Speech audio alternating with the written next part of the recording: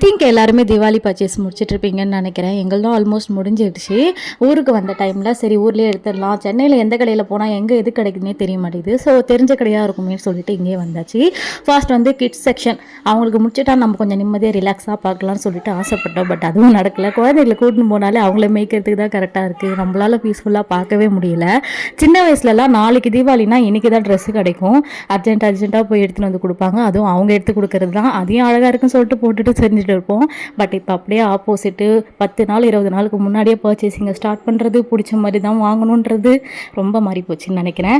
உங்களுக்கு எப்படின்றத கமெண்ட்டில் ஷேர் பண்ணுங்கள். குர்த்தி மட்டும் எடுத்துட்டேன், அது ஓரளவுக்கு அஃபோர்டபுளாக ஃபீல் ஆச்சு. பட் பேண்ட் ரேட்டு பார்த்தோன்னே ஹார்ட் அட்டாக்கே வந்துச்சு. ஒரு பேண்ட்டே 450 550ன்னாங்க. அதுக்கெலாம் நான் சரிப்பட்டு வர மாட்டேன்னு சொல்லிட்டு ஆஸ் யூஷுவல் மீஷோவில் இறங்கியாச்சு.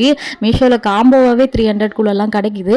அதை ஆர்டர் போட்டிருக்கேன், வந்துச்சுன்னா அதோட ரிவ்யூ கண்டிப்பாக போடுறேன். உங்களுக்கு வேணும்னா செக் பண்ணி பாருங்கள்.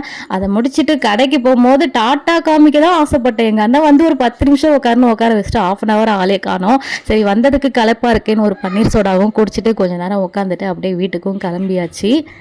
அண்ட் உங்கள் வீட்டில் இந்த மாதிரி எதனா பார்ட்டி இருக்கான்னு சொல்லுங்கள். 5 நிமிஷம் சொல்லிட்டு ½ அன் ஹவருக்கு ஆல் அப்ஸ்காண்ட் ஆகிடுவாங்க.